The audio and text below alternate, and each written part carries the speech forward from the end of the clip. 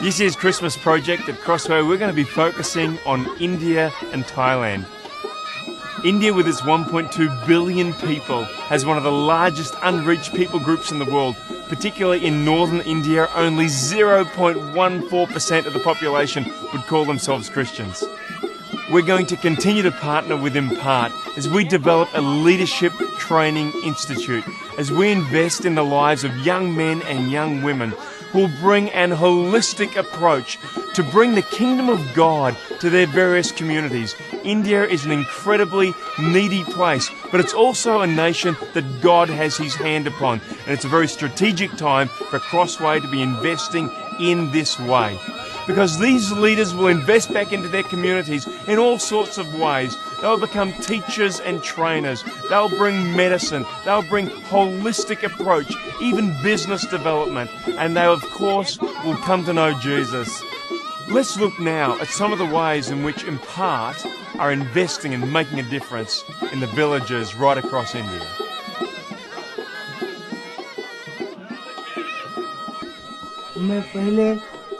My name is Irvin.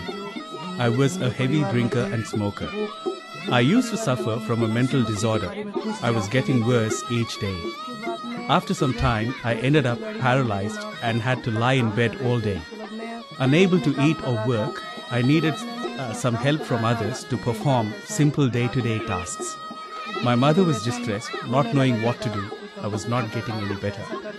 My family had strong Hindu beliefs, but despite their attempts, I was not getting better. Then an Impart church planter came to my house, sharing the word, and my mother started believing that Jesus could heal me.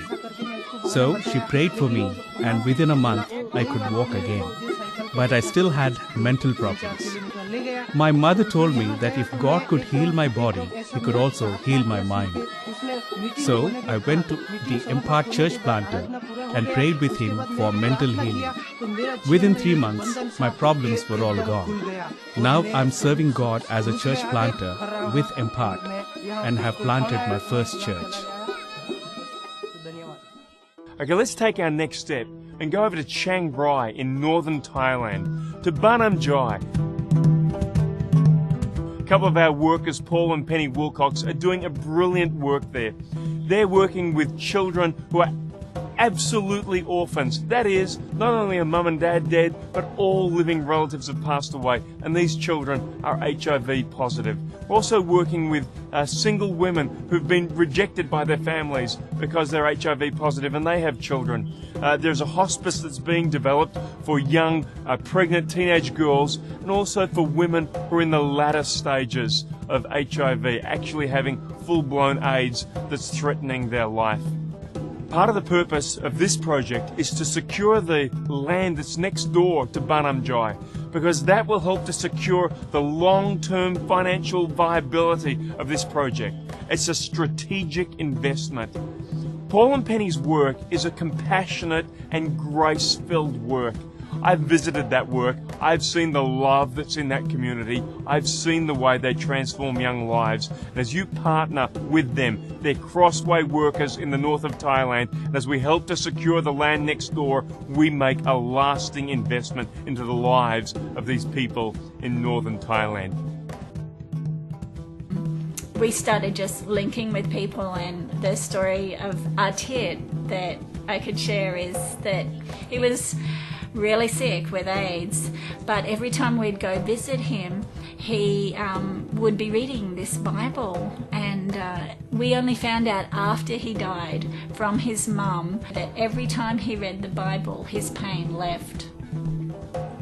And he got to a point that he was so sick that he couldn't read the Bible anymore. He couldn't even open it up and read it. And so he was saying, read to me. And when his mum read to him, or other relatives that were there read to him, his pain left. So it wasn't only him, it was just like the pain left from him when the Bible was being read to him. It was completely a miracle. It was very cool. But we didn't know this until his mum came and told us at the funeral. We went to his funeral when he died, and his mum came and said to us, I want I want that book that you gave to my son. And we're like, well, we already gave it to him. You know, do you have, he's happy to give you another one, but do you have his? No, she said, because in Thai culture, that was going into the coffin with him, because that was a precious thing to him. So they'd put the Bible in the coffin to go and get cremated with him so that he could have it. But we got the opportunity to give his mum a Bible and follow her up, and she was so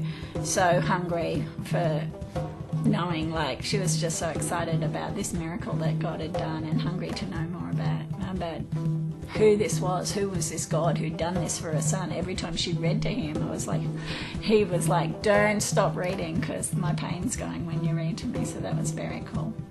Yeah. The most important part about a Christmas project like this is your participation. That is, when each one of us makes a small sacrifice, we make a world of difference. Our target this year is $280,000. So let's all participate. Remember to bring your envelopes at the Christmas Eve and Christmas Day services. Of course, we keep it open right through January as well. Let's share together and make a world of difference in both India and Thailand.